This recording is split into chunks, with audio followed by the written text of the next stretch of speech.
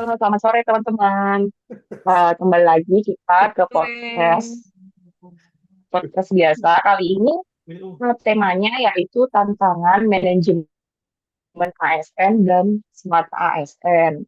Nah, seperti yang kita ketahui, kita itu dalam sebuah organisasi yaitu di Kementerian PU, di mana di situ pasti ada masalah-masalah yang ingin kita pecahkan gitu. Nah, di sini tuh pengen tahu sih permasalahan apa aja sih yang ada di Kementerian PU ini sendiri untuk mewujudkan smart governance kita itu.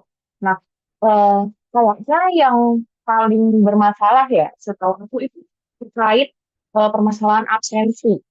Nah, dari teman-teman mungkin bisa menyampaikan insight-nya terkait permasalahan absensi apa aja yang sering terjadi di Kementerian PU ini.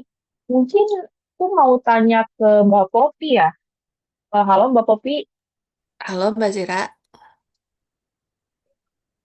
ya gimana Mbak Popi tanggapannya? Apakah ada tanggapan terkait permasalahan absensi di Kementerian PU ini? Aku setuju sih sama Mbak Zira karena selama jadi CPNS pun beberapa kali aku pernah mengalami lupa absen, khususnya waktu pulang ya. Nah itu kan Hmm. sebenarnya kita dikasih kemudahan, tapi karena mungkin kemudahannya itu terlalu longgar, jadi kayak nanti aja deh aku absennya.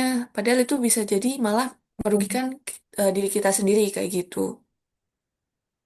Iya benar banget karena kebiasaan menunda-nunda itu ya. Kalau dari teman-teman yang lain, Mbak Rahel ada tanggapan nggak ya? Oh, kalau menurut aku nih, aku beberapa kali dengar-dengar nih, kalau misalnya dari absen Brako tuh sebenarnya ada celah yang bisa kita Hmm. akalin atau terjadi kecurangan gitu. Contohnya, misalnya nih, kan ini di Bravo ada jaraknya gitu ya, kalau misalnya mau absen. Kalau nggak salah di sekitar 1 atau 2 kilometer ya dari jarak kantor. Nah, terkadang ada yang dia absen tuh memang pas di luar, padahal harusnya kan kalau absen gitu udah di dalam kantor gitu ya. Jadi menurut aku itu juga salah satu isu yang krusial sih. Iya benar banget Mbak Rahel, pengalaman ya? Enggak. Enggak dong, Mbak. Selanjutnya, iya kita kan orang yang berakhlak. Terus selanjutnya, Mas Dani, kira-kira ada permasalahan dengan absen nggak? Nah, ya terkait selain yang tadi dua itu ya, kalau saya sih pernah Hmm. pengalaman absennya itu pas setelah mengklik gitu kan, ternyata tidak terdetek gitu. Jadi mungkin itu Oh, karena jaringan atau mungkin koneksinya ya, atau mungkin aplikasinya lagi error gitu. Jadi tidak iya terekam benar-benar. gitu absen saya itu. Mungkin itu sih kayaknya salah satu masalah juga Iya, ya. ya bisa jadi karena bug di aplikasinya gitu ya. Nah, dari ketiga isu tersebut, kira-kira yang paling krusial yang sering teman-teman terjadi di kalangan teman-teman itu apa sih? Dari Mbak Oki ada tanggapan?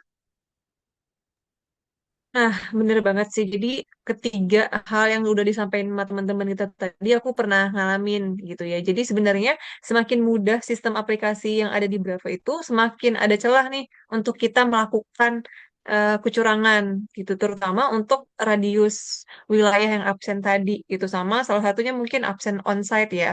Jadi eh, karena radiusnya terlalu jauh gitu kan jadi kadang mungkin orang nggak masuk kantor numpang lewat aja di kantor gitu jadi menurut aku itu sih ya yang paling mengkhawatirkan dan karena penyebab dari hal tersebut itu bisa meningkatkan budaya bolos tadi terus kemudian penilaian kinerjanya jadi lebih bias gitu kan sama jadi stereotip bahwa PNS itu sering apa tuh tidak disiplin gitu jadi ada membangun citra-citra seperti itu di masyarakat gitu. Dan yang paling buruknya lagi menurunkan budaya itu ke anak-anak yang baru kayak kita nih ke CPNS nanti jangan sampai gitu gitu sih kalau menurut aku. Waduh, jangan sampai ya kita kayak gitu teman-teman. Lalu terkait hal-hal tersebut itu kan dampak-dampaknya itu udah kayak bahaya banget ya buat kelangsungan hidup seorang ASN di Kementerian PU ini. Kira-kira ada solusi yang bisa ditawarkan nggak terkait permasalahan tersebut, Pak Mas Noris? Hmm, kalau ngomongin solusi mungkin bisa kita mulai dari peningkatan sistem absen aplikasi Bravo-nya dulu, Mbak. Semisal dengan mengembangkan fitur deteksi fake GPS gitu, agar absensi itu hanya benar-benar bisa dilakuin di lokasi yang benar-benar dekat dari kantor gitu. Terus bisa juga kayak menambahkan sistem approval atasan bagi orang-orang yang absensinya itu onsite atau WFH supaya ada kontrol berlapis gitu. Kemudian pihak PU juga bisa kayak ningkatin performa server dari Bravo-nya ini. Juga ada bug-bug kan, nah itu bisa diperbaiki dulu deh. Itu aja sih dari saya. Oh iya, bener banget sih yang dikatakan Mas Noris. Kira-kira dari Mas Kus ada solusi lain nggak yang bisa ditawarkan? Jadi ini kan karena terkait dengan manajemen ASN juga, berarti perlu ada sosialisasi yang dilakukan oleh PU sendiri, tapi bisa juga sosialisasi ini per unit kerja masing-masing gitu. Jadi disesuaikan dengan integritas dan manajemen ASN serta smart ASN itu sendiri dalam sosialisasi itu. Jadi nanti akan menghindarkan eh, hal-hal yang tidak kita inginkan seperti mengakali absen itu tadi gitu, Mbak. Bener banget yang dikatakan Mas Pras sama Mas Noris dan teman-teman yang lain. Nah, semoga dengan adanya solusi tersebut kita bisa turut membantu menyelesaikan permasalahan absen yang ada di Kementerian PU ini. Ya udah, kalau kayak gitu mungkin udah clear. Jadi untuk podcast kali ini cukup sekian dan terima kasih dan sampai jumpa di podcast selanjutnya. Bye-bye. Bye bye.